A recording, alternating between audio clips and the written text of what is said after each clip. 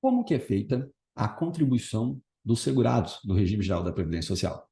Estamos aqui em direito previdenciário e vamos continuar vendo a logística, né, da assistência, da saúde e da previdência. A previdência ela verifica um risco social e, se eventualmente você se enquadrar nele, você vai receber um valor mensal, tá? E esse valor mensal ele vai depender do tempo de contribuição, né? Nós temos aqueles períodos de carência e tudo mais, né? Depende do tempo de contribuição, depende também, além do tempo de contribuição, daquilo que você veio a pagar.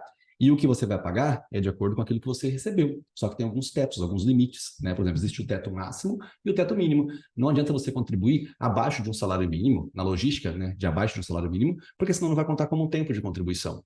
Só que também, se você ganhar 20 mil reais, você não vai contribuir em cima de 20 mil reais. Não, você vai contribuir de acordo com o teto da Previdência, que é 7.500 reais.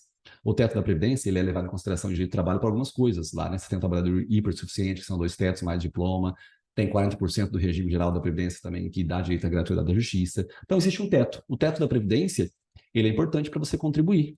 Tudo que eu falei aqui agora, pessoal, foi simplesmente o seguinte: eu disse que você vai fazer uma contribuição baseada no salário. Então, se você recebe, por exemplo, por mês um salário mínimo, o que vai acontecer? Você vai fazer uma contribuição baseada em cima de um salário mínimo. E aí, essa contribuição é baseada de acordo com algumas alíquotas. Olha só, a alíquota é um número que você leva em consideração para fazer um cálculo, é igual no direito tributário. Tem a base de cálculo e você tem a alíquota. Por exemplo, a base de cálculo do IPVA é o valor do carro. O valor do carro vezes a alíquota é o tanto que você paga de IPVA. Imposto de renda também, base de cálculo é a renda. Vezes a alíquota, que é um percentual de acordo com a lei, você vai ter que pagar o quê? O valor do imposto de renda. Aqui também, você tem o quê? A base, que é o teu salário, e aí, de acordo com aquele salário, você vai levar em consideração uma alíquota. Aí você vai multiplicar o teu salário por aquela alíquota, é o tanto que você vai pagar no final. É só isso, tá? E a alíquota, ela é progressiva com 3 pessoas. A alíquota, ela é progressiva com relação ao empregado, ao doméstico e ao trabalhador avulso. Esses 3 caras aqui, eles vão ter o quê? Eles vão ter uma alíquota progressiva. E o importante você entender de progressiva é o seguinte: se você ganha 10 mil reais, já disse, reitero, você vai pagar não alíquota em cima de 10 mil reais, e em cima apenas então somente de 7.500 reais. Só que nós temos aqui os percentuais. Baseado nesses percentuais aqui, olha só, você vai falar, 10 mil reais, então eu vou ter que pagar 14%? Não, não é 14%. Por quê? Porque ela é progressiva, ou seja, até um salário mínimo é 7,5%. De um salário mínimo até 2 mil e poucos reais, você vai pagar 9%. Ou seja, naquele pedacinho você paga 9%. Depois, em outro pedacinho, você paga 12%. Depois, em outro pedacinho, você paga 14%. Ou seja, você não vai pagar 14% em cima de 7.500 reais. Não. Você vai pagando aos pouquinhos, tá bom? Isso é muito importante a gente entender. Até peguei a calculadora aqui para você ter uma ideia de como que funcionaria. Vamos supor que, por exemplo, você receba 10 mil reais. Então, o que vai acontecer? 10 mil reais. Primeiro, os 1.302 eu vou calcular em cima de 7,5%. Então, 1.302 vezes 7,5%.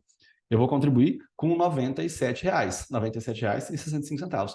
Vamos supor que o outro teto aqui, né, fosse 3 mil reais, 3 mil reais. 3 mil reais para você pagar 9%. O que vai acontecer? Eu não vou pagar 3 mil reais em cima dos 9%. O que vai acontecer? Eu vou catar os 3 mil reais aqui, vou tirar já o que eu contribuí. Então, eu vou catar, vou colocar aqui 3 mil reais, 3 mil, vou diminuir 1.302, que é um valor que eu já paguei, dá esse meio aqui, ó, dá 1.698 reais. Então, isso aqui que eu vou calcular em cima de 9%. Vou colocar aqui, ó, vezes 9%. Então, eu vou contribuir mais um pouquinho aqui nesse meio, né? Sei lá, desse tanto aqui, 9%, não sei quanto que dá 9% isso aqui. Se fosse 10%, seria 1.169 reais. Aqui vai dar menos, vai dar, sei lá, 140 reais. Né? Vamos por 140 reais aqui. Então, nota que eu não vou catar os 7.500 reais e vou multiplicar por 14%. Não. O que eu vou fazer? Eu vou catar um pouquinho, até um salário mínimo, vou fazer vezes 7,5. Depois, o outro pedaço, eu vou tirar o que eu já paguei e vou fazer mais um pouquinho. Depois eu somo tudo e vai dar um total. Vai dar um total para pagamentos, tá? Eu não vou investir muito tempo, pessoal, nessa continha. Por quê?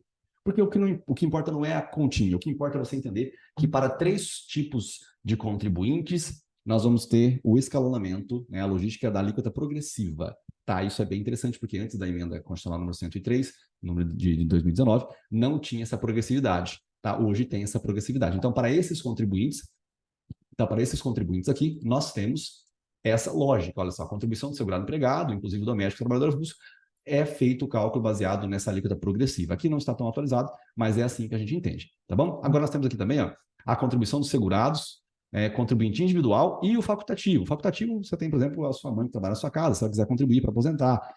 Uma pessoa um estudante, naqueles casos que nós vimos em aulas precedentes. E o contribuinte individual também, que é o empreendedor, né? Um empreendedor que não é tão pequenininho, não é um MEI, é um empreendedor. Aí você tem aqui, ó, a alíquota de contribuição desses caras é de 20%, tá? Aplicada sobre o respectivo salário de contribuição, tanto que ele recebe. A partir da competência em que o segurado fizer a opção pela exclusão do direito ao benefício de aposentadoria por tempo de contribuição, será de 11%. Então, esses dois caras aqui, pode ser de 20% ou pode ser que seja de 11%, certo? Então, o que você tem que saber? Você tem três caras que ele tem a alíquota progressiva, que é o empregado doméstico e o trabalhador avulso. Você tem dois caras que não têm alíquota progressiva, que é o segurado, né, contribuinte individual e o segurado facultativo. Esses caras têm alíquota de 20%. Se eles optarem por não ter o direito a aposentadoria por tempo de contribuição, aí cai de 20% para 11%. Só que aí esses 11% não vai ser em cima de R$ 7.500, vai ter que ser em cima do salário mínimo, tá bom? Então nós temos algumas coisinhas para decorar, tá? Olha só, bem tranquilo, bem simples e fácil, tá? Vem aqui comigo. Você tem aqui três caras, que é o empregado, o doméstico e o avulso. Esses três têm alíquota progressiva, 7,5%, 9%, 12%, 14%. Aí você tem o contribuinte individual e o segurado facultativo, 20%. Se ele optar por ficar sem tempo de contribuição, sem aposentadoria por tempo de contribuição, será de 11% sobre o salário mínimo, tá? Sobre o salário mínimo. Essa é a lógica que você tem para com relação a esses contribuintes aqui, tá bem? Vamos lá. Temos uma outra coisa, uma outra situação, que é a seguinte. Você tem aqui também, né, a contribuição do produtor rural, né, e que é o logística do segurado especial, né? Você tem ali o rural e a pessoa que trabalha talvez com pesca, e tudo mais, o artesanato. Aí tem aqui a contribuição do rural, pessoa física, em substituição à contribuição de quitata, não sei o quê, vai ser de 1 inteiro e 0,2% e 0, essas coisinhas não dá para a gente decorar, mas o que você tem que decorar é que isso não é feito um pagamento por mês. Ele vai pagar quando, por exemplo, ele vai fazer uma colheita na safra específica. Aí ele vai pagar em cima da venda daquela produção que ele obteve. Então você trabalha o ano todo produzindo, sei lá, tomate. Né? Tomate não é por ano, mas enfim. Você passa muitos meses produzindo tomate. Aí quando você faz a colheita, você vai fazer a venda, aí você pega a nota e faz uma contribuição em cima daquela nota. Tá? E aí não é 20%, é um valor bem menor. Tá bem? Essa é a logística desse tipo de contribuição. Tá bom? Agora existe uma outra coisa que eu acredito que vai ter mais chance de ser cobrado do que essa logística dessas continhas, que é a respeito de alguns agrupamentos. Porque, veja bem, eu disse que o mínimo que você vai ter que contribuir, tá, é um salário mínimo, e o máximo R$ 7.500. Agora, às vezes, você faz uma contribuição e você não contribuiu de acordo com o mínimo. Tá? Então, você recebeu no mês R$ 800 apenas, então você fez a contribuição baseada em R$ 800.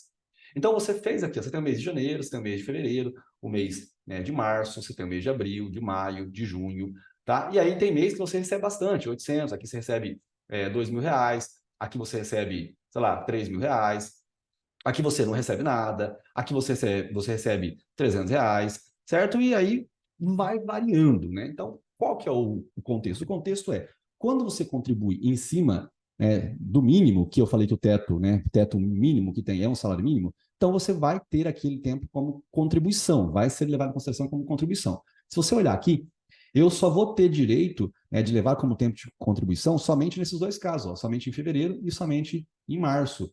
Em janeiro, mesmo tendo contribuído, eu não vou contar como tempo de contribuição. Aqui também não. E aqui, contribuir com R$ 300 também não vou contar como tempo de contribuição. E aí acontece, aí fica ruim. O que o legislador previu? Ele previu a possibilidade de você complementar quando não ficar o valor total, né? Ou, às vezes, puxar, né, o valor que você pagou a maior aqui, você pega e puxa R$ 500 para cá, você puxa R$ 500 para cá, você puxa R$ 500 para cá, então você vai ter o quê? Nesse mês que você contribuiu sobre 2.000, eu vou fazer de conta que eu contribuí sobre R$ 1.500 e aqui eu venho os 300 para cá para ficar os R$ 1.302. Então, eu posso fazer o quê? Eu posso fazer um arrastamento aqui, eu faço uma aglomeração, eu tiro desse grandão e coloco para cá, certo? Às vezes eu não faço isso, às vezes, ao invés, vamos mudar, ao invés de eu tirar daqui e passar para cá, R$ 800, ó, R$ 800, 800 não dá, né? Dá 1.000 e pouco. Tem que ser R$ 1.000, né? Então eu vou arrastar R$ 1.000 para cá. Ao invés de eu trazer R$ 1.000 para cá, ó, trouxe 1.000, né? Se eu trouxe 1.000, vai dar os 1.302, aí R$ 1.302, pronto. Então esse mês vai contar como salário de contribuição. vai contar como tempo de contribuição. Esse aqui também vai, mas esse aqui vai ser só 2.000, tá? Esse aqui continua com 2.000, tá? Então eu vou tirar essa lógica aqui. O que eu vou fazer? Do meu próprio bolso, eu vou colocar mais R$ 502 aqui. Mais R$ 502 aqui. Então, veja bem, o que eu estou dizendo, né? Não sei se ficou claro, mas eu vou reiterar. A lógica é a seguinte: você tem o teto mínimo é o salário mínimo. Você tem que contribuir sobre aquele salário mínimo. Se você contribuir abaixo daquele salário mínimo, mesmo você tendo feito a contribuição, aquele momento ali não vai contar como tempo de contribuição. Então, aí é como se você não tivesse feito contribuição para tempo, para contagem de tempo, mas o valor seu que você depositou está lá. Mas como tempo não conta. Então, você tem opções. Quais são as suas opções? Você tem a opção de complementar do seu próprio bolso, ou fazer com que aquele mês que você pagou a maior, você puxa um pouquinho para o mês que você não pagou tudo, né? E às vezes o mês que você não pagou nada, você pega e coloca o valor total lá. Você pode fazer essa logística. Então, são 3 situações. Tem uma situação que eu coloco do meu próprio bolso, tem uma situação que eu puxo um valor, né, daqui para cá, certo? E também tem um caso em que eu faço um agrupamento. Imagina que eu pego alguns meses ali, eu ganhei, sei lá, R$ 700 em um mês e 700 no outro. 2 meses não deu nenhum mês completo de contribuição. Eu pego junto os dois num só, fica R$ 1.400. Naquele mês é como se eu tivesse feito a contribuição. Então, olha só, você tem 2 casos que eu coloquei aqui. Um caso é você complementa o seu próprio bolso. O outro caso é, além de complementar do seu próprio bolso, você pode tirar um tanto que você tinha no mês que você recebeu bem mais e colocar naquele para complementar. E um outro caso é, eu tenho aqui outros meses, né? Então, aqui você tem janeiro, fevereiro, março, abril, maio, junho, julho, agosto, setembro, outubro, novembro e dezembro. Tudo dentro do mesmo ano civil, tá? Essa lógica que eu estou dizendo aqui tem que ser tudo dentro do mesmo ano civil, tá? Isso aqui é importante para a gente contar. Vamos supor que nesse mês você ganhou R$ 700, nesse mês você ganhou R$ 700, nesse mês você ganhou R$ 700 e nesse mês você ganhou R$ 700. Você contribuiu sobre R$ 700 nesses 4 meses, mas não vai contar como nenhum mês de contribuição. Então, o que você faz? Você pega junto a isso com esse, dá 1.400. Você pega junto a isso com esse, dá mais 1.400. Então, o que vai acontecer? Você pega e não conta esse mês, não conta esse mês, mas tecnicamente você vai fazer contagem com 2 meses. Ó. Vai contar esse mês aqui e vai contar esse mês aqui. Certo? Então, você fez 4 meses, pouquinho, você pega e faz uma aglomeração, você junta um mês com o outro. Então, olha só, para sintetizar, o que nós vimos nessa aula? O que nós vimos nessa aula foi o seguinte: você tem 3 contribuintes que têm a alíquota progressiva, que é o empregado doméstico, que é o empregado normal, que tem um rol bem abrangente, e tem um trabalhador avulso. Os 3, a alíquota progressiva. Tá? Você não precisa decorar, 7,5, 9, 12, 14. Tem 2 contribuintes que eles vão ter o valor de 20%. 20%, que é o contribuinte individual e o segurado facultativo, de 20%. Esse 20%, você leva em consideração, quando sendo 20%? Você leva em consideração 20% quando o cara não faz uma opção. A opção é o quê? Quando ele opta por não ter direito à aposentadoria por tempo de contribuição ali, aí ele, quando ele opta por isso, ele vai ter que contribuir 11%. 11% sobre o valor mínimo, teto mínimo ali de um salário mínimo. E você tem um outro carinha, que é o segurado, que é o contribuinte que é o segurado especial, que é o produtor rural, o pequeno produtor rural, né? Daquelas glebas que nós já comentamos em outras oportunidades, o pequeno produtor rural, e também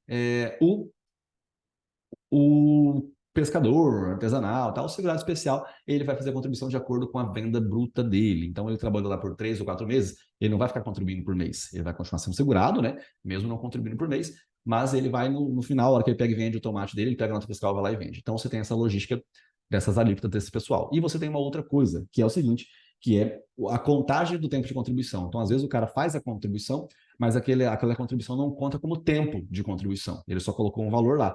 E aí, o que ele pode fazer? Ele pode fazer a complementação do seu próprio bolso, ele pode fazer um arrastamento, ele tira de um mês que ele contribuiu bastante e puxa para aquele outro mês, para contar como tempo de contribuição, e ele também pode fazer o quê? O agrupamento, juntar 2 meses pequenininhos no mês só. Beleza? É isso. Esse é um resumão aqui, né? Talvez eu deveria ter comentado no comecinho da aula para ficar mais interessante, mas valeu a pena que você viu até agora. Vale a pena, gente. Essa é a logística, né, das contribuições. O contribuinte ele vai colocando por mês o valor até ter direito a uma aposentadoria, ou a se enquadrar na logística de ter benefícios de auxílio de reclusão e pensão por morte e outras dezenas de situações. Tá bom? É nóis. Foco por você, para o tudo. Beijo do Mago. Tamo junto. Até mais. Tchau.